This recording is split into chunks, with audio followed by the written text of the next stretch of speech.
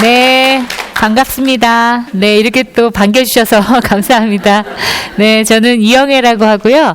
여러분들과 함께 아이들을 어떻게 키우는 게 좀 효과적인지, 그리고 좀 마음고생 안 하시면서 어떻게 아이를 키우면 키울 수 있는 것인지, 이런 것들을 같이 이 시간에 좀 나눠보려고 합니다.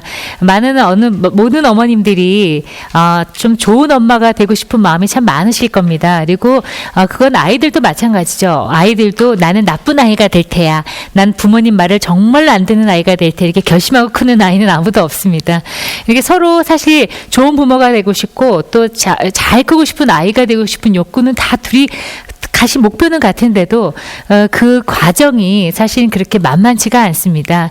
그래서 어떻게 하면은 내 아이에게 가장 최상의 것들, 내가 할 수 있는 최선의 노력을 기울일 수 있을까, 이런 것들이 이 시간에 같이 고민해 보도록 하겠습니다. 근데 이렇게 하는 가장 지름길이 될 수 있는 것은 내가 내 아이를 좀 잘 이해하셔서 내 아이가 지금 무엇을 원하고 있는지 이것을 좀만 잘 이해하신다면 내가 할 수 있는 좋은 부모의 양육 태도, 이런 것들을 최선을 다하실 수 있게 될 겁니다. 그래서 오늘은 여러분들이 내 아이, 특히 이제 아동기에 있는 아이들을 어떻게 이해하고, 이 아이들의 머릿속은 도대체 무슨 생각으로 가득 차 있고, 그리고 또 이 아이들을 어떻게 좀 도와주면 심리적으로 힘을 받아서 이 아이들이 이 세상을 좀 잘 살아나갈 수 있게 될 것인지, 이런 것들을 같이 고민해보는 그런 시간을 갖도록 하겠습니다. 그래서 내 자녀 연령에 맞게 사랑하는 것.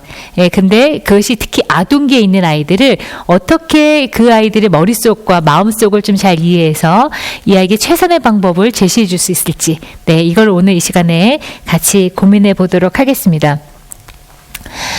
사실 21세기를 살아가는 한국 아이들의, 아동들의 현 주소를 저희가 살펴보면 OECD 국가 중에서 아동의 행복 지수가 6년째 최하이다. 이건 아마 얼마 전에 신문 기사로 여러분들이 아마 접하셨을 거예요. 근데 그 이유를 봤더니 학업 스트레스, 학교 폭력, 인터넷 중독, 방임, 뭐 이런 것 때문이더라, 이렇게 이야기를 하고 있습니다. 그래서 사실 저를 만나러, 저는 그 상담을 꽤 아주 오랜 시간 동안 상담을 해오고 있고, 그리고 이제 대학에서 학생들을 가르치고 있고 이제 그러고 있는데, 이 아이들이 오면은 한결같이 맨 처음에 앉아서 어떤 게 네가 제일 힘드니, 뭐 이렇게 물어보면 선생님 공부가 너무 하기 싫어요 라는 이야기를 90%는 합니다. 그리고도 나중에 슬금슬금 나오는 게, 선생님 학교 숙제는 사실 그렇게 많지 않아요. 그런데 학원 숙제가 너무 많아요. 예전에는요, 선생님 방학이에요 이랬었거든요. 근데 한 벌써 5, 6년 전부터 해서 선생님 방학이에요, 이렇게 반응이 달라졌어요. 그래서 아니 방학인데 왜 이렇게 힘드니? 그랬더니 보통 그때부터 선생님 방학이면요, 오히려 학원을 너무 많이 다녀야 돼요. 학원을 가면 최소한 한 학원에 5시간씩 앉아 공부하는 거예요. 집중적으로 수학, 영어 이런 걸 하다 보니까 그때는 오히려 친구들하고 놀지도 못해요. 차라리 학교를 가면 놀 수라도 있지요. 이게 벌써 한 5, 6년 전부터의 일이에요. 근데 지금은 이게 더 심해져서요. 지금 제가 초등학교 6학년 아이 상담하는 아이들은 고등학교 수학을 선행하고 있습니다. 그러니까 이래가지고 이게 과연 어떻게 될 것인가. 그리고 또 와가지고 아이들이 영어가 너무 힘들대요. 왜냐면 영어가 단어나 이런 게 너무 어려운 거를 배우고 숙제가 너무 많은 거예요. 그래서 어떤 건가 하고 봤더니 정말 이건 나 대학 때 배웠던 단어인데, 이런 걸 아이들이 배우고 있더라고요. 그래서 이제 이런 것들 때문에 너무 많이 어렵고, 그러다 보니까 이제 아이들이 아무래도 게임이라든지 요즘에 스마트폰, 이것 때문에 집집마다 전쟁입니다, 사실은. 그래서 청소년 아이들 같은 경우에는, 물론 이 시간 청소년까지 다루진 않지만, 이런 경우는 이 스마트폰을 어떻게 조절을 해줄 거냐. 그래서 몰래 엄마 아빠가 와이파이 내려버리고, 그럼 뭐 집에 전쟁이 벌어지고 뭐 이런 것들로 해서 굉장히 좀 어렵죠. 그리고 또 그 다음으로 두 번째로 와서 아이들이 가장 힘들다고 하는 거는 친구 관계예요. 그래서 선생님, 사실은 제가 초등학교 2학년 때부터 집단 따돌림을 당했어요. 뭐 이런 이야기. 초등학교 6학년, 5학년짜리 남자였는데, 이 아이는 선생님 제가 꿈을 꿨는데요. 친구는 뭐 손이 휙 이렇게 날라온대요. 근데 자기는 손이 슬로우 모션으로 가더래요. 얼마나 무서운 공포죠, 그렇죠? 자기는 이제 계속 맞는 거예요, 꿈에서. 근데 자기는 대응이 안 되는 거예요. 그래서 정말 이런 집단 따돌림 문제로 자기 옥상까지 올라가 본 적이, 이게 정말 초등학생들이 와서 했던 이야기들입니다. 그러니까 이런 것들이 너무 어렵다 보니 9에서 17세 아동의 3.6%가 심각하게 자살까지도 고민하더라. 이건 통계치로 나와 있는데 사실 제가 만나는 그런 아이들 중에서는 이거보다 더 높으면 높았지 낮지는 않습니다. 자살에 대한 생각을 한 아이들이. 그리고 청소년기가 되면 이제 직접 시도합니다.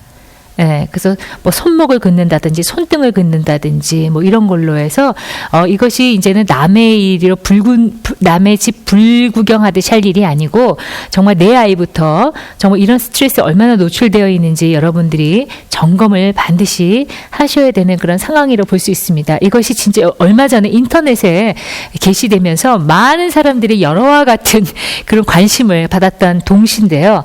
부산의 한 초등학생이 쓴 동시예요. 8살의 꿈이라는 동시인데 이게 인터넷 찾아봤더니요. 동요로 곡까지 만들어졌더라고요. 노래까지 만들어졌는데 한번 읽어볼까요? 8살의 꿈. 나는 사립초등학교를 나와서 국제중학교를 나와서 민사고를 나와서 하버드대를 갈 거다. 그래서 나는 내가 하고 싶은 정말 하고 싶은 미용사가 될 거다. 너무 정말 이렇게 맨 처음에 저부터 보고 웃었는데 읽으면 읽을수록 가슴이 아픕니다. 네. 처음에는 저도 그래서 저희 상담 선생님들이 다 이걸 인터넷에 검색을 해봤더니 이게 동요로 만들어졌어요. 그 정도로 했는데 이게 이만큼 정말 아이들이 진짜 원하는 꿈하고는 멀리 부모님들이 원하는 스펙 쌓기 이런 걸로 가다 보니까 정말 아이들이 원하는 꿈하고는 너무 아이들이 거리가 멀어지고 있는 겁니다. 너무 안타까운 현실이죠.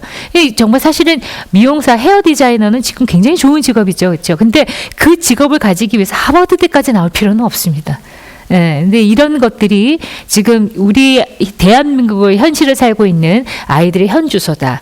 여러분의 아이들이 아마 지금 그런 상황에 놓여 있다. 이렇게 볼 수 있겠습니다. 그래서 여기 오신 오늘 어머님, 아버님들이 대부분 아마 지금 초등학교나 중학교 아이들을 키우시는 부모님들이 많이 오신 것 같은데, 내 아이는 지금 이런 어떤 스트레스에 노출되어 있는가 한번, 좀 잘 보실 필요가 있겠습니다. 그래서 아동기를 맞이하는 우리 부모님들의 지금 고민들이, 이게 제가 현장에서 부모님들의 목소리를 들어서, 좀 한번 정리를 해봤는데요. 자, 우리 이제 0에서 6세 영어 유아기 때는 정서가 중요하다 그래서 부모님들이 정서에 이제 올인하세요. 그랬구나. 아, 네가 화가 났구나. 뭐 그래서 막 이렇게 눈에서 막 레이저가 쏴지지만 그래도 정서가 중요하다고 하니까 이걸 해서 막 참을인을 몇 개 썼는데 이제 그러고 나서는 초등학교 아이들이 이제 입학을 하게 되면 어떻게 되냐면 이제 얘들아. 내가 너희들을 위하여 그동안 최선을 다했단다. 이제 나에게 그 보답을 하렴. 그게 뭐예요? 공부예요. 그래서 그때부터는 이제 공부를 하라고 이제 하시기 시작하는데 왜 이상하게 공부가 내 생각만큼 아이가 갖고 있는 것만큼 안 될까?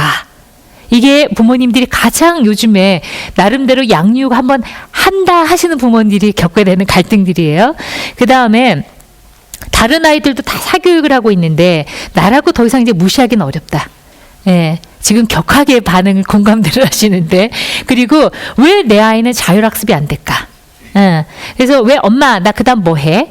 이러고 꼭 물어보고, 그리고 또 시간 내서 이제 엄마가 몇 번 참아, 이제, 자율성이 중요하다고 그래서 참는데, 결국 10시 이제 넘어가면서부터 엄마가 이제 폭발하기 시작하죠. 너 아직도! 이러면 이제 할 거란 말이야! 이제, 그리고 이제 밤에 늦게 자고 또 아침에 못 일어나고, 예, 이런 거. 이거는 정말 집집마다 일어나는 아주 전형적인 사건들이다. 그리고 또, 따돌림 당하면 어떡하지? 이것도 많이 전전긍긍해 하시는데요. 대부분 이거 전전긍긍 하시는 어머님들을 보면 선생님 사실 저도 그렇게 대인관계가 썩 좋지 않아요 하시는 어머니들이 꽤 많으세요. 그리고 요즘 신종 따돌림 아시죠? 어머니들 사이의 따돌림. 예, 카톡방에 초대 안 하고 나름대로 자기들끼리만 뭐 차 마시러 가고 살짝 빼고 우리 일 있어 하고 다 이렇게 서로 흩어져 알고 봤더니 한 커피숍에 모여 있고 그래서 막 오셔서 화가 나신다고 이야기하시는 분들이 꽤 계세요. 그런 거. 그리고 또 머리는 좋은 것 같은데 얘가 왜 공부를 못하는지 모르겠다. 예. 근데 또 머리도 안 좋은 것 같다. 이런 것도 있고 그리고 학교에서 선생님한테 자꾸 지적을 받아. 그래서 어머님은 화가 나셨어요. 아버님까지 오세요. 이거는 교사의 잘못이다. 교사를 잘못 만나서 그렇다. 그래서 이거를 학교에다 항의를 해야 되겠다. 그래서 내 아이가 아무 문제가 없다는 걸 증명해달라. 이렇게 오시는 경우도 있으세요. 근데 이제 그럴 리가 있나요? 모든 건 다 상호작용입니다. 근데 어떤 선생님이 좀 엄격하면 아이들이 그걸 못 견디면 좀 문제 행동이 더 증폭이 되고요. 그렇지 않으면은 좀 잘 넘어가게 되고 이제 그런 경우가 있는데요. 이런 거. 그리고 1, 2학년 어떻게 끌고 와요. 1, 2학년. 예전에 이게 4학년이었는데 요즘은 이게 3학년으로 바뀌었어요. 그래서 1, 2학년까지는 막 엄마가 막 닥달을 하면 와요. 그런데 3학년부터 사실 상담센터 3학년들이 많이 오거든요. 왜냐하면 3학년부터 교과 과정이 어려워집니다. 그리고 좀 복잡해지고 그러다 과목도 좀 더 많아지고 그러니까 아이들이 어떻게 되냐면 멍해져서 와요. 네, 그래서 수업 시간이 멍하대요.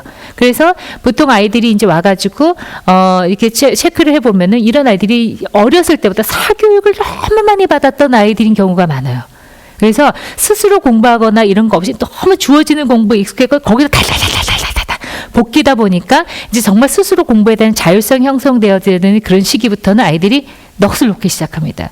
이것도 아이들이 어떻게 끌고 와요. 끌고 오면은 그래서 중학교 요즘 배치고사 이제 없어지는데 배치고사까지 1등으로 들어가요. 근데 그 다음부터 우수수수수 성적이 떨어지면서 안 하죠. 예, 뭐 이렇게 해서 그 다음에는 또 고비가 고2 그러다가 결국 대학 진학을 자기가 원하는 만큼 못 가고 뭐 이제 이런 것들이 계속 이제 이렇게 반복이 됩니다. 그리고 점점 학습도기가 떨어지고 자꾸 게임에 빠져들어요. 이거 스마트폰 이걸 어떻게 할 수도 없고 안 사줄 수도 없고 사줄 수도 없고 그리고 한번 하니까 이거 계속 하고 있고 그리고 많이 스마트폰이 아니면 컴퓨터로 뭐 매일 게임을 하고 있으니 그래서 사실은 컴퓨터 중독이나 게임 중독으로 아이들이 꽤 많이 오기도 합니다. 그래서 이제 어느 정도 사춘기가 넘어가잖아요. 못하게 하면 이제 그때 아이들이 힘을 행사합니다. 남자아이들은. 그래서 엄마 막 밀쳐서 오셨는데 막 여기가 막 이렇게 멍이 들어서 오시기도 하고 이제 이런 문제들이 생기는데 이걸 어떻게 도와줘야 되나 이런 게 이제 아동기를 격동의 시기를 겪고 있는 어머님들이 많이 고민하시는 그런 문제입니다. 그래서 이거는 지금 키우시는 그 어머님들이셔서 지금 격하게 공감을 지금 하고 계시는데 자 그러면 우리 영유아기와 이제 이 아동 청소년기를 우리가 이 발달을 다시 한번 정리를 해보자고요. 그래서 우리가 영유아기는 우리가 기질과 애착이 중요하다. 이게 제가 말씀드렸었죠, 그렇죠? 그래서 애착과 기질이 중요한데 이걸 통해서 아이들이 그 다음에 자유독립 만세 이걸 외치고 그 다음에 아이가 이제 내가 한번 창조해보고 시도해볼래요. 내가 스스로 해볼래요. 주도성이라는 게 발달되는 게 영유아기예요. 그러면서 이때 아이들이 이걸 스스로 하면서 이거 돼, 안 돼. 부모님이 잘 훈육해 주시는 걸 통해서 조절 능력. 이건 내가 참아야 돼. 이런 걸 형성하게 됩니다. 근데 이제 그 다음 단계로 이걸 하면서 영유아기 때 기본적인 토대를 닦는 것이 난 되게 가치 있는 사람이야. 나 이거 할 수 있을 것 같은데 못하더라도 괜찮아. 그렇다고 내가 형편없는 이영애가 되는 건 아니지 라고 생각하는 자존감. 그 다음에 또 사회성. 그 다음에 정서지능. 아무리 머리가 나빠도 성공하더라. 이게 왜 그런가 봤더니 아이가 성격이 좋더라는 거예요. 적응력이 좋더라는 거예요. 다른 사람은 공감을 잘해주더라는 거예요. 이런 것이 발달되는 것이 중요한데 이게 정서지능이에요. 근데 이것이 영유아기 때 기본적인 토대를 닦습니다. 그래서 영유아기가 중요하다 우리가 그렇게 이야기하는 겁니다.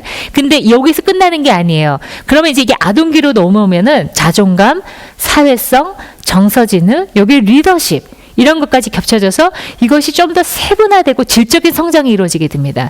영유아기는 뿌리를 형성하는 시기라고 하면 이제 아동기는 이 나무의 이 줄기 그리고 잎을 만드는 그런 시기고 그 다음에 청소년기로 가가지고 이제 열매가 이제 조금씩 맺히면서 자아 정체감 나는 누구인가라는 것들을 생각하게 되고 좀 더 이 나무의 이 둘레가 더 튼튼해지는 그런 시기가 돼서 나중에 어른이 돼서 좋은 열매를 딸 수 있는 기초를 닦는 시기가 아동 청소년기다. 이렇게 볼 수 있겠습니다. 그래서 사실은 우리가 아동 청소년기를 잘 보내려면 영유아기를 잘 보내시는 게 좋습니다. 그래서 이 시기를 잘 보내시면 아동 청소년기가 조금 수월하게 넘어가고 그렇지 않으면 이 시기를 조금 더 힘겹게 이제 넘어가시게 되는데 자 그래서 우리가 그러면 이 아동기라고 하는 것들이 우리가 어떤 특성을 가지고 있는가 좀 살펴보면 일단 첫 번째는 신체 발달이라는 게 더 급진적으로 이루어지게 되죠. 그래서 우리 영유아기는 우리 인지 발달, 신체 발달 이런 거 몸무게라든지 이런 것이 급진적으로 언어 발달 이루어진다. 제가 이렇게 말씀을 드렸는데 이 신체 발달 아동기도 마찬가지입니다. 그래서 아이들이 운동 발달이라든지 기능이라든지 이런 것이 많이 발달되면서 사회적인 어떤 사회성 이런 것들도 같이 형성되는데 한몫을 하게 되죠. 그래서 공부 못하는 남자아이들도 운동 잘하는 아이들은 인기가 높죠. 네, 그리고 그런 아이들이 리더십도 있게 되고, 이렇게 됩니다. 그래서 성장이 빠른, 근데 이제 너무 요즘 성조숙증, 이런 것 때문에 이제 문제가 되긴 하는데요. 너무 빠르면 이제 여자아이들은 조금 놀림을 받게 되기도 하긴 하는데요. 성장이 빠른 남자아이들, 그러니까 좀 리더십, 어떤 아이들은 뭐 다른 아이들보다 목이 하나 더 있잖아요. 이런 아이들은 훨씬 이제 좀 남자아이들은 아무래도 더 자신감도 있고, 리더십도 있고, 인기도 있고, 이제 이렇게 돼서 좀 성격 형성에 이후에 친구들의 어떤 그 이야기들이나 이런 것들이 좋은 평가들이 많다 보니까 그래서 이런 것이 좀 더 신체 발달이나 이런 것도 이제 도움이 될 수가 있겠습니다. 성장에 그리고 굉장히 중요한 발달이라고 볼 수가 있겠고 두 번째로는 이제 인지가 본격적으로 더 다듬어지기 시작합니다. 그래서 이제는 이 아동기로 들어오게 되면 정말로 우리 성인이 생각하는 것만큼 수준은 아니어도 그래도 논리적인 사고라든지 이런 것이 가능해집니다. 근데 영유아기 때는 자기중심적으로 아직은 생각을 하기 때문에 성인만큼 사고의 틀이 만들어지지 않지만 아동기로 들어오면은 이제 성인 정도의 사고를 할 수 있는 만큼의 인지 발달이 이루어지게 됩니다. 그렇기 때문에 학교 교육이 가능해지는 겁니다. 그래서 이때부터는 본격적으로 공식적인 교육이 가능해지고 세 번째로는 이때 근면성이 발달됩니다. 그래서 뭐냐면 나는 열심히 공부해서 훌륭한 사람이 될 거야. 이게 이 아이들의 인생의 목표입니다. 그러니까 여러분들이 사실은 공부해 또 공부 안 하면 그지 된다. 이런 거를 많이 이야기하시더라고요. 그래가지고 심지어는 어떤 부모님들은 아이를 내고 서울역에 가세요. 그래가지고 네가 공부를 안 하면 이렇게 된다. 뭐 이렇게 근데 사실 그분들이 공부를 안 하셔서 그렇게 되신 건 아니에요. 어떻게 하다 보면 인생에 좀 경랑을 맞다 보면 인생의 위기가 올 수는 있지만 이런 식으로 이제 아이들에게 막 겁을 주시는 거예요. 근데 그런 거 안 하셔도요. 아이들은 기본적으로 난 열심히 해서 난 뭔가를 이뤄낼 거야. 그게 꼭 공부가 아니어도요. 난 뭔가 해낼 거야. 뭐 이런 욕구들을 아이들이 갖게 되는 시기입니다. 그래서 이게 좀 그림이 작아서 안 보이시긴 하지만 근면성을 형성하는 그런 시기 아이가 그린 그림인데요. 높은 산에 사람들이 서로 힘을 합쳐서 막 올라가는 거예요. 그래서 정상에 올라가 있는 아이도 있고요. 막 떨어지는 아이도 있고. 이게 이 시기에 있는 아이들의 심리를 나타내는 그런 그림이라고 볼 수 있습니다. 열심히 노력하고 싶어요. 정말 이때 정말 아이들이 건강한 아이들이라면 정말 열심히 공부하고 싶고 자기가 하고 싶은 자기 공부 못하고 싶어 하는 아이 없어요. 정말 공부 못하는 아이들도 와가지고요. 선생님 저는요 공부는 잘하고 싶어요. 근데 하기가 싫어요. 저 유학은 가고 싶어요. 근데 영어 공부는 하기 싫어요. 뭐 이제 이렇게 현실감이 떨어지는 아이들이 이야기를 하지만 다 잘하고 싶어 해요. 못하고 싶다고 부르지는 아이는 아무도 없습니다. 그래서 이 시기 자체가 그래서 조금 더 열심히 하고 싶은데 이게 자꾸 실패를 하게 되면은 아이들에게 근면성 대신에 뭐가 발달하겠어요? 안 돼. 이런 열등감이 발생하는 발달이 되는데 이 아동기 때 형성된 그 영유아기 때 자존감이라든지 애착의 문제가 있는 아이들은 어떻게 되겠어요? 조금만 좌절하면 확 좌절하는 거예요. 그래서 이게 아이들이 훨씬 더 근데 이 만일에 좀 건강한 아이들이면 안 돼? 이건 내가 이번에 공부를 좀 열심히 안 했기 때문이야. 한번 더 해볼까? 이렇게 되는데 정말 자존감이 낮은 아이들은 기초공사가 부실한 아이들은 실패를 경험하게 되면 그럼 그렇지. 내가 뭘 할 줄 알아. 이렇게 되는 거예요. 우리 아까 자존감의 유능감, 자기에 대한 호감 이런 거 말씀드렸죠. 그럼 그렇지. 내가 뭘 할 줄 알아. 유능감 없죠. 떨어지죠. 그리고 그럼 나는 이렇게 못난이야. 자신에 대한 호감 이런 게 떨어지기 때문에 훨씬 수행이 더뎌집니다. 그래서 그래서 아이들이요 머리가 좋은 아이들이 성공하는 게 아니에요. 심리적인 힘이 있는 아이들이 훨씬 건강하게 자기 일을 해내게 됩니다. 이 개념이 이제 정서지능이라는 거예요. 정서지능이라는 게 머리가 좋다고 다 성공하는 게 아니더라. 뭐냐 봤더니 이런 심리적인 힘 그리고 정서를 잘 조율할 수 있는 힘 다른 사람의 정서를 잘 공감할 수 있는 힘이 있는 사람들이 오히려 바깥에서 좌절을 잘 견디더라. 좌절을 잘 견디니까 오히려 자기 하고 싶은 일을 더 잘하더라. 네, 이게 바로 아동기에 다 더 다져지는 그런 능력이들이라 이렇게 볼 수가 있겠습니다. 그 다음에 아동기 때 네 번째로는 이제 성 역할이나 이런 부분들이 훨씬 더 이렇게 잘 발달하게 되죠. 그래서 남자아이는 남자아이답게, 여자아이는 여자아이답게 형성되는데 이것도 기초 발달 시기가 제가 아까 저번 시간에 말씀드렸지만 이때 뭐라고 말씀드렸어요? 그때도 이거는 우리가 유아기 때 엄마하고 잘 분리가 되면서 이때 아빠가 아이 인생에 들어와서 아빠랑 잘 관계를 맺으면 남자아이는 남자아이 다워지고 여자아이는 여자아이 다워진다. 예, 그게 기초예요. 그걸 형성하면서 아이들이 더 발달하면서 훨씬 건강하게 남자아이는 남자아이답게, 여자는 여자아이답게 이렇게 이제 성장하게 되는 게 이게 아동기 때 더 세분화되어집니다. 그 다음에 우리가 사회적인 관계가 이제 형성이 되어지는데 이것이 이제 좀 타인의 관점도 이해할 수 있어요. 영유아기 때는요, 엄마한테 아이들이 선물을 주면 어떤 선물을 주게요? 생일이에요. 엄마 생신이에요. 그래서 아이들이 선물을 엄마한테 주고 싶어. 할머니한테 선물을 드리고 싶어. 뭐 하게요? 어떤 선물 주게요? 혹시 받아보셨나요? 예, 종이 접어서 주죠. 예, 그리고 자기 먹던 자기가 귀하게 여긴 사탕 같은 거 줘요. 예. 근데 왜 그런 줄 아세요? 그거는 그때는 아직 남의 입장을 생각할 만큼 인지가 발달이 안 돼 있어요. 그래서 이때는 자기중심적으로 봅니다. 영유아기 때는, 특히 유아기 때는. 그래서 자기가 좋아하면 엄마가 좋아할 거라고 생각해요. 그래서 이때는 엄마한테 더 밀착된 아이들은 말하지 않아도 엄마가 자기를 알아야 된다고 생각하기 때문에 자기를 못 알아주면 막 화를 내요. 아이들이 왜 그걸 모르냐고 막 이렇게 화를 내는데, 아동기로 넘어가면, 아동기 때도 그러면 그거는 발달에 문제가 있는 거예요. 엄마 생신인데 자기 사탕 주면 아동기 때는 그 문제가 있어요. 아동기 때는 어떤 게 발달되냐면, 엄마는 맞아, 립스틱을 좋아하시지? 이거를 이제 생각할 수 있어요. 그리고 친구한테 선물 줄 때도 저 친구는 요걸 좋아하지? 이게 타인의 관점을 생각할 수 있게 됩니다. 그게 이제 아동기예요. 그렇기 때문에 사회성이 더 풍부해지고 사회성이 진짜 제대로 발달하기 시작하는 거예요. 그러니까 영유아기 때는 기초, 이제는 이 시기가 되면은, 이제 아동기가 되면은 이제는 정말 남도 생각하면서 관계의 망이 좀 더 넓어지게 되는 그런 시기가 될 수 있게 됩니다. 그러다 보니까 또래 관계의 비중이 높아져요. 그래서 친구들을 모방을 한다거나, 그래서 애들이 와서 한결같이 하는 얘기가 뭐냐면, 선생님, 엄마한테 좀 잘 설득을 해줘서 핸드폰을 좀 자기를 새로운 거 사달라고 하게 부탁을 해달래요. 그래서 그게 무슨 소리니? 그래서 저 반의 친구들 다 갖고 있대. 그럴 리가 있나요? 근데 친구들이 누가 하나 좋은 거 갖고 있으면은 사실 자기도 갖고 싶은 거예요. 그래서 이런 것들이 훨씬 많아집니다. 영유아기 때는 엄마가 사주면 야, 또 뭐 샀다 이 정도로 좋아하지만, 아동기 때는 저 친구가 갖고 있으니, 많이 갖고 있으니 나도 사달라. 이렇게 해서 친구들의 어떤 역할이라든지 이런 것들이 많이 모델이 되고, 또 이때 어떤 친구를 사귀냐에 따라서 그 친구를 사귀고서 애가 더 산만해졌어요. 같이 놀게 할까요, 말게 할까요? 이런 것 질문도 많이 하시거든요. 뭐 이런 것들로 친구 집단에 대한 이것이 좀 기준점, 자기 행동의 기준점이 되기도 합니다.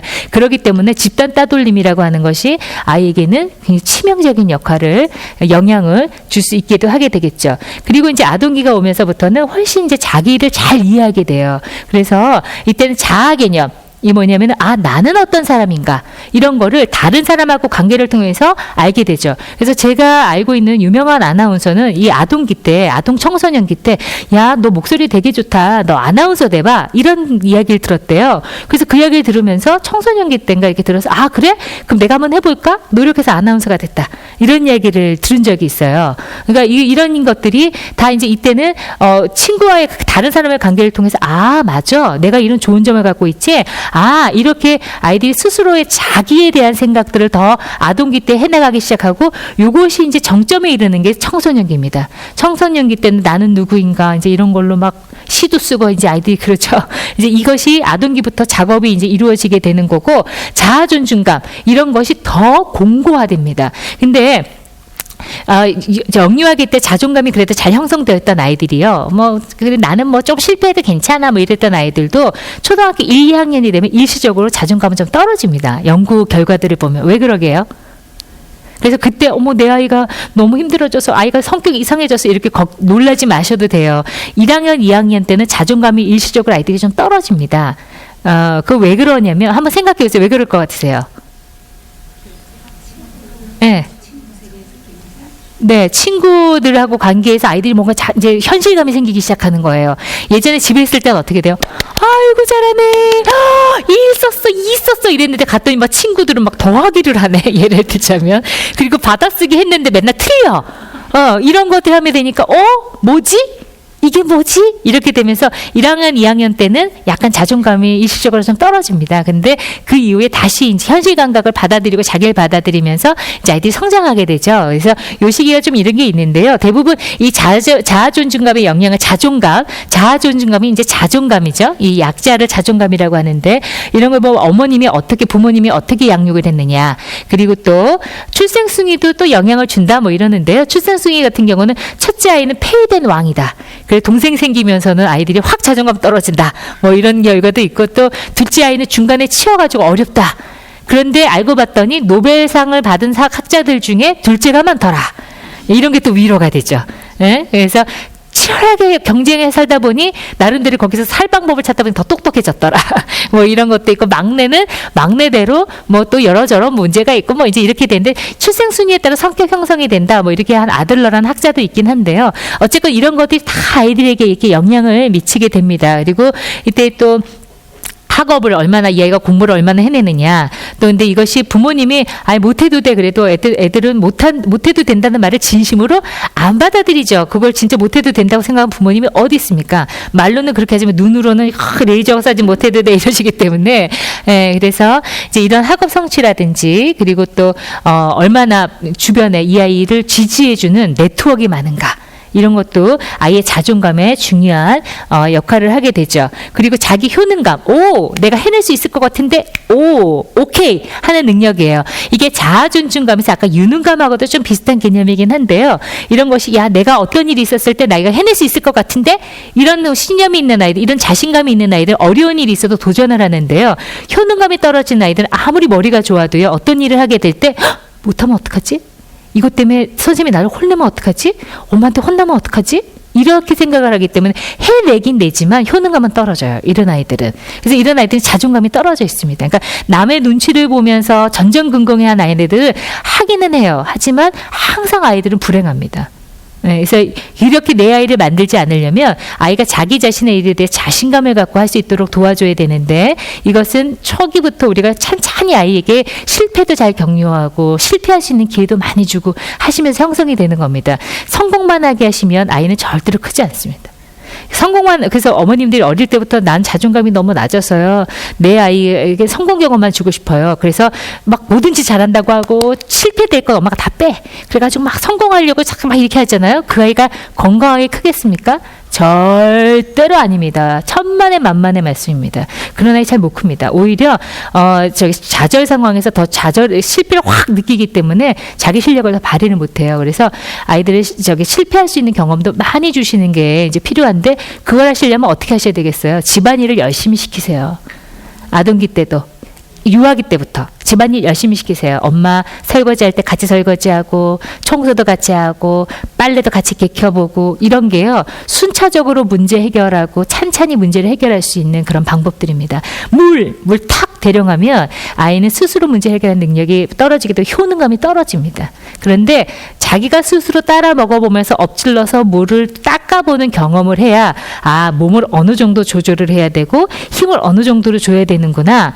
문제 해결을 이렇게 하면 되는구나. 그리고 물이 쏟아진다고 하늘이 무너지는 건 아니네. 이걸 아이들이 심리적으로 경험을 하면서 아이들이 건강해집니다. 그래서 이 효능감이라고 하는 거는 어쨌건 여러 가지 실패 경험이 많아야 되는데 단 이때 너무 엄마 아빠가 아이를 실패하는 걸 내버려두고 가만히 놔둬버리면 보호를 안 해주면 아이들이 무력해지죠. 그래서 보호해 주셔야 돼요. 그래서 이때 해주시는 게 뭐냐면은 네가 뭐 이렇게 애가 아이가 놀랬어? 어떻게 하면 될까? 뭐 닦을래? 그래 한번 닦아봐. 이렇게 옆에서 같이 해주시는 거예요. 아니면 조금만 그렇지 이놈의 자식이 또 그냥 이렇게 해버리면 아이들이 또 이것도 실패를 너무 크게 받아들이게 되니까 안 되는 거고 또 너무 방임을 하셔도 안 됩니다. 그래서 옆에서 좀 이렇게 보시면서 지원 사격을 조금 해주시면 효능감이라고 하는 것은 무력해지지 않고 효능감이라고 하는 것이 형성이 될 수가 있겠습니다. 그 다음에 이제 또 네 번째로는 자기 통제 이런 것들이 발달되는데 자기 통제라고 하는 거는 아까 조절 능력하고 관련이 있습니다. 조절 능력은 언제부터 발달이 된다고 그랬어요? 제가 자율성, 주도성이라는 게 형성되면서 영유아기 때 형성되어지는 중요한 능력이라고 말씀드렸죠. 아예 나 자유동의 만세! 이런 걸 외치는데 이때 여기까지만 해야 돼 하고 친절하게 훈육을 해주시는 걸 통해서 조절 능력이라는 게 형성이 되는데 이것이 좀 더 공고화되는 게 아동기입니다. 그래서 이때는 공부하기 싫어도 하는 겁니다. 그리고 컴퓨터 게임 하기 싫어도 참는 겁니다.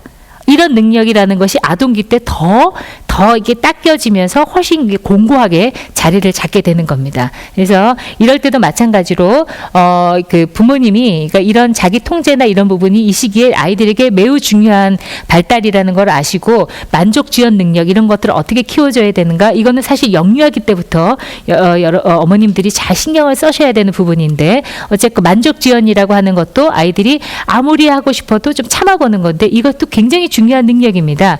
근데 이거를 줄 수 있는 가장 좋은 양육 방법은 뭐냐면 지난 시간에도 말씀드린 것처럼 우리 4단계 그래서 공감해주고 안 돼 이야기해주고 그렇지만 이건 안 되지만 요거 해 대안 주고 그 다음에 마지막으로는 많이 이게 안 될 때는 뭐 3번 되면 안 되면 그때는 이놈 할 거야 하고 최후 통첩하고 이런 거를 영유아기 때부터 꾸준히 하시면 아이들은 이 조절 능력 만족 지연 능력이라는 게 생길 수가 있습니다. 근데 지금도 안 늦었어요.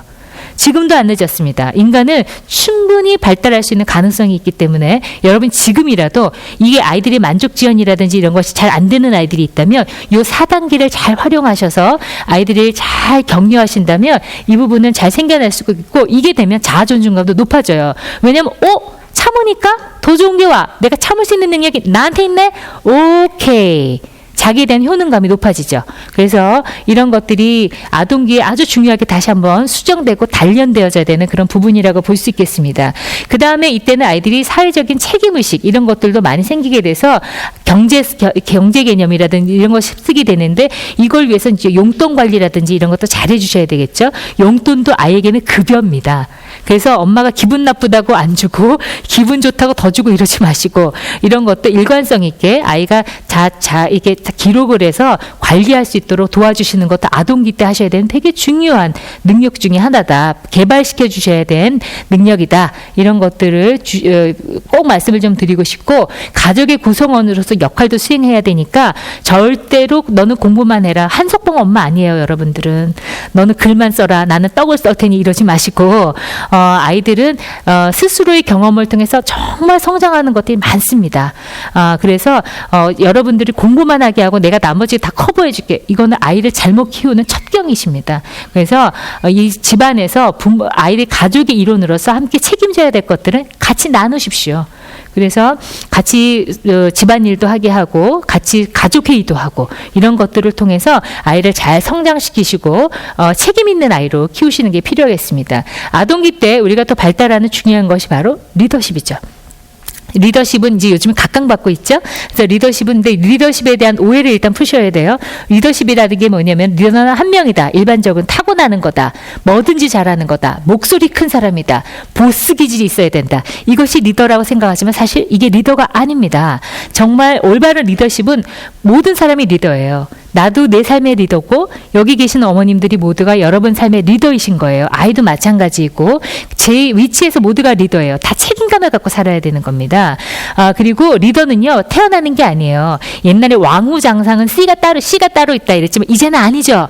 뭐냐면 모두가 다 개발되는 겁니다. 그러니까 여러분들이 아이를 어떻게 대우하고 어떻게 책임감 있는 아이로 만드냐에 따라서 아이들은 여러분의 아이들 리더가 될 수 있는 거예요.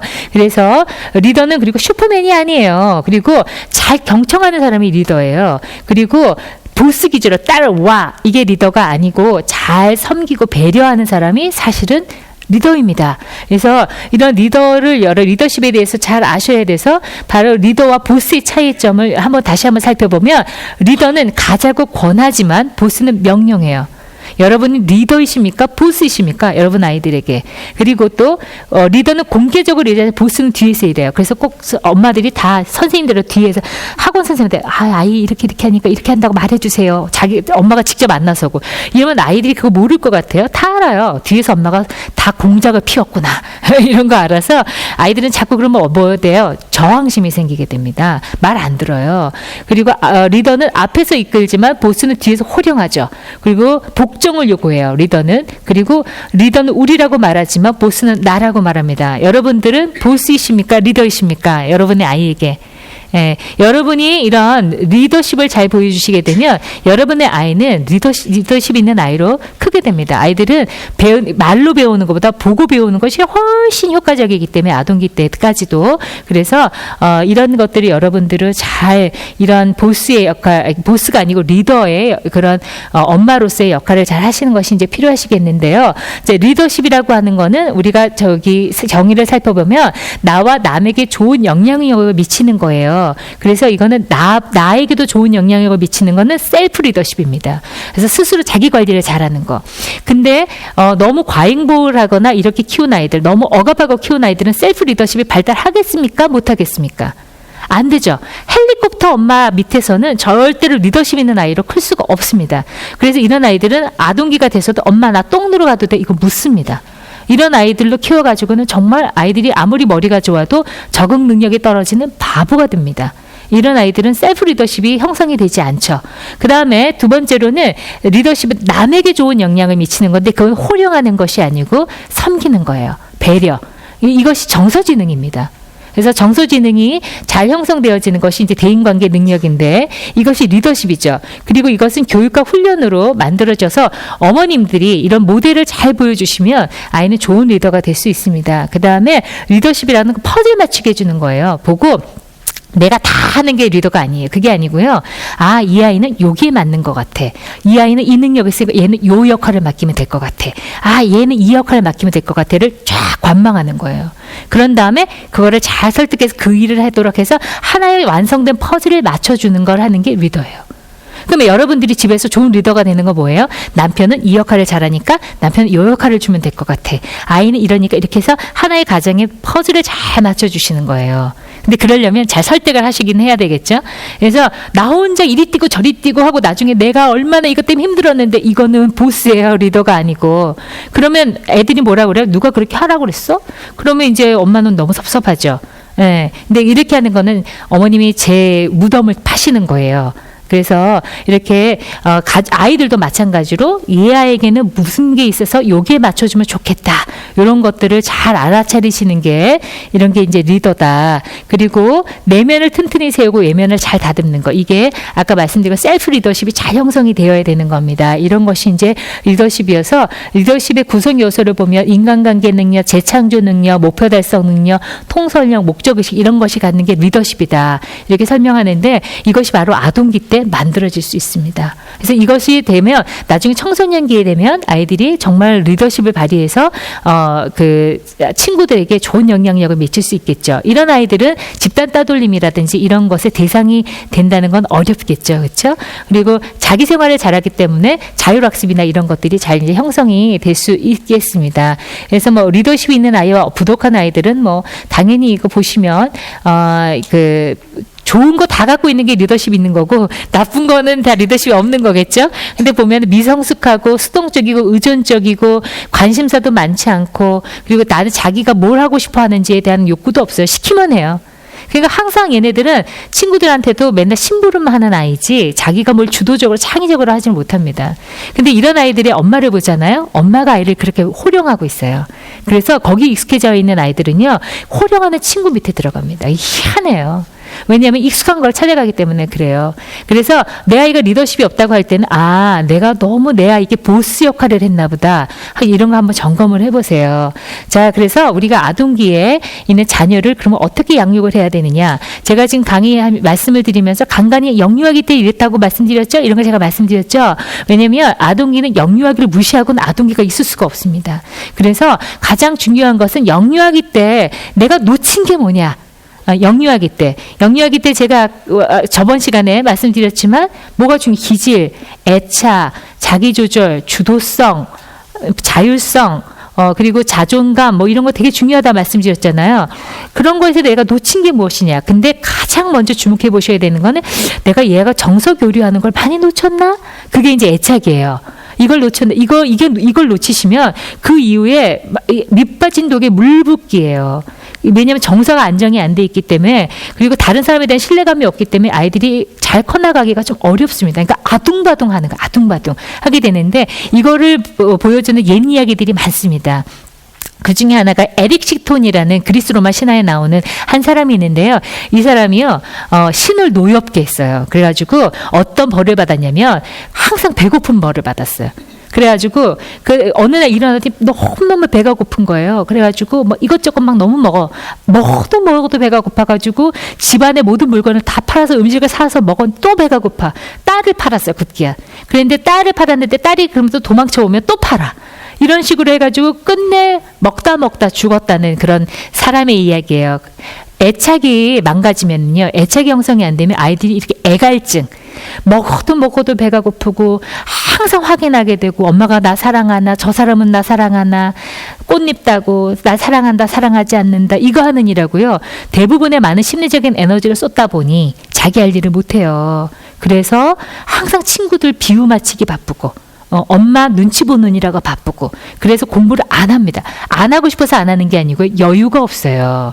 그래서 여러분들이 혹시 지금 내가 아이하고 좋은 정서적인 관계, 이런 거를 내가 너무 그동안 간과하고 아이한테 좋은 어떤 환경을 제공하는 것에만 내가 너무 부지런했나, 스펙 쌓아주는 것만 내가 너무 부지런했나, 이런 거를 여러분이 반성하셔야 되겠습니다. 그 다음에, 그래서 여러분의 양육 태도를 한번 점검해 보세요. 양육 태도가 독재적이냐, 허용적이냐, 권위적이냐, 방임형이냐에 따라서 아이의 성격이 형성이 되는데, 너무 독재적인 경우는 아까 보스, 엄마가 너무 보스, 너무 막 이거 해라 저거 해라 명령할 경우에는 아이들이 자존감이 낮아집니다. 그리고 엄마가 오히려 또 너무 오냐 네가 넌 공부만 해, 내가 다 해줄게, 이렇게 돼서 너무 허용적인 경우에는 오히려 아이들이 내가 어디까지 행동해야 되는지, 스탑을 해야 되는지 몰라요. 그러면 아이들이 행복할 것 같죠? 절대로 아니에요. 아이들 오히려 불안해집니다. 내가 언제 어디까지 저걸 해야 되지?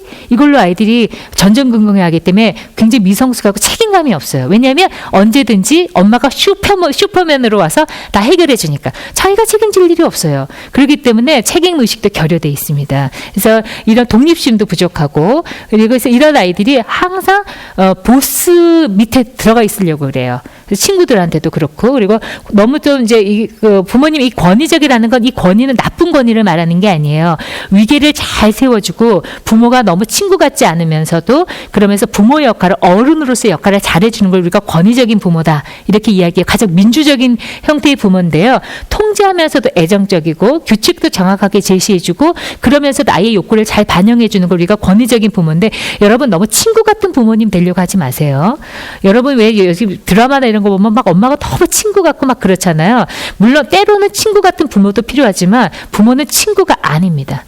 네, 그러면은 아이는 보호받을 대상이 없어져요.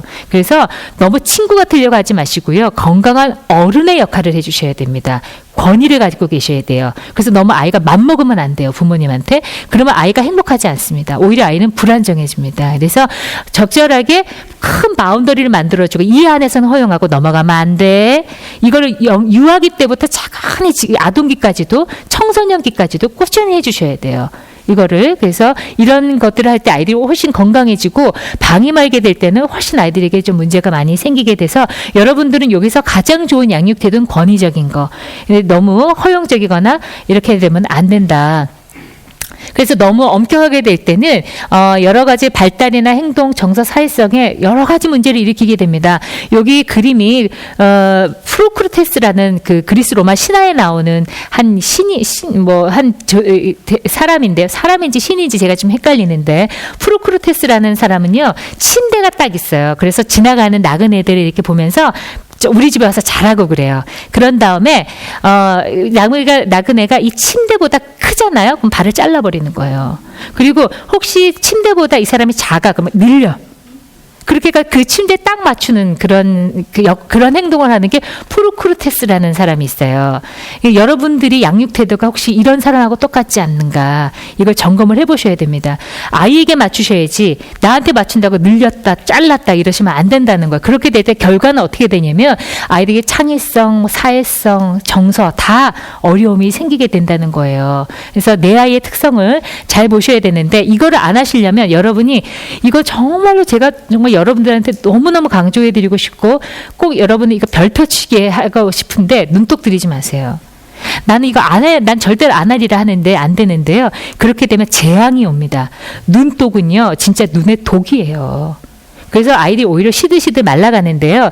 이게 부안 계암사의 쌀바이라는 그런 구전설화가 있는데요. 너무 가난한 청년이 있어서 그래서 이제 어느 스님이 지나가다가 너 너무 가난하게 사니까 내가 이 바위를 하나 알려주마. 그래서 거기다 한 번씩만 찔러라 작대기로. 그러면 저기 쌀이 나오게 될 거다. 이랬어요. 그랬더니 이제 맨 처음에는 한 번 찌르도 너무 많이 찌르지는 마라 그런 거예요. 근데 이 가난한 청년이 이제 욕심이 나기 시작한 거예요. 그래가지고 어느 날은 작대기로 이렇게 이 꿀을 크게 만들었어. 그럴 때 맨 처음에 쌀이 많이 나와요. 근데 나중에 피만 나오더래요. 그런 구전설화가 있습니다. 이거 우리나라의 구전설, 이게 계암바위예요. 예, 여기 보면. 그래서 여러분들이 아이에게 너무 많은 거를 요구할 때요. 처음에는 잘 따라오는 것 같아요. 근데 나중에 피만 나옵니다. 예, 너무 욕심 부리지 마세요. 그래서 꼭 아이는 저희 헤어 디자이너 되고 싶은데 여러분은 하버드까지 보내려고 그러지 마세요. 헤어 디자이너도 너무나 좋은 직업입니다. 그렇지 않습니까? 그리고 좋은 직업, 나쁜 직업이 어디 있어요? 아이가 정말 원하고 자기 능력을 기쁘게 발휘할 수 있는 게 좋은 직업입니다.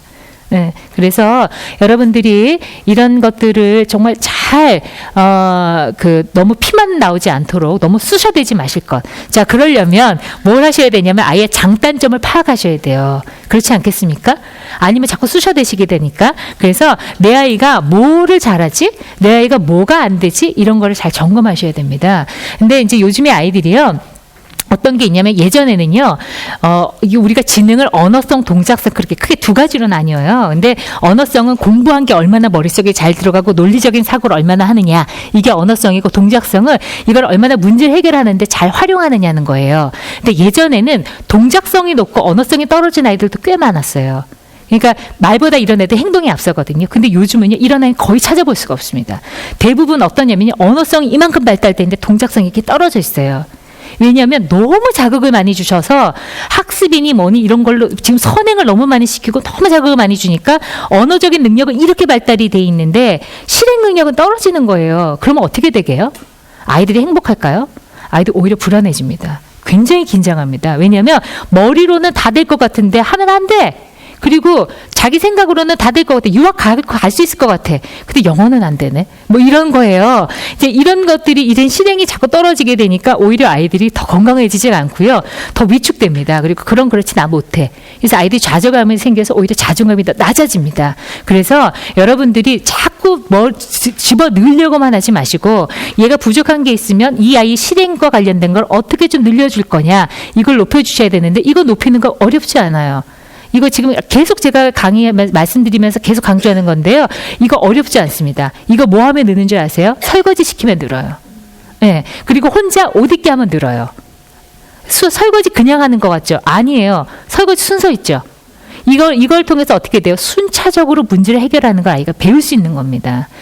그리고 연필 자기가 깎으면서 어떻게 소근육 이런 거 다 발달 힘을 어느 정도 줘야 되는지 아이가 발달하게 돼요.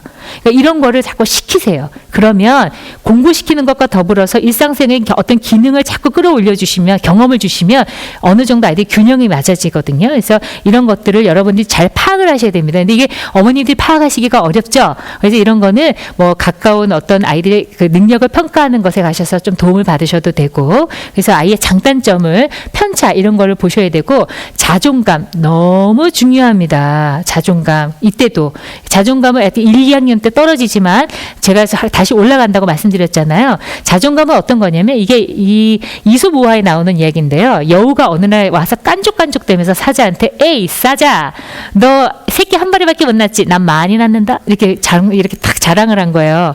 그러면 자존감이 낮은 사람은 그래 나는 한 마리밖에 못 낳아 이렇게 되는데 이 사자는 자존감이 많은 존재인지라 예 그렇지만 한 마리지만 난 천하로 호령해 짜샤 이렇게 된 거예요.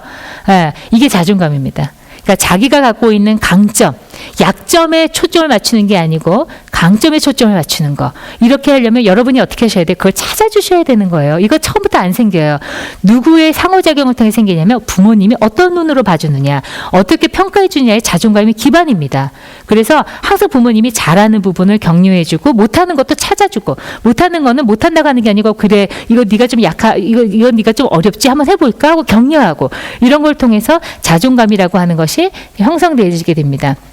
그 다음에 중요한 거, 이것도 매우 중요해요. 이제 초등학교 되면은 이제 어머니 더 이상 정서에 관심보다는 학습에 영향을 주는데요.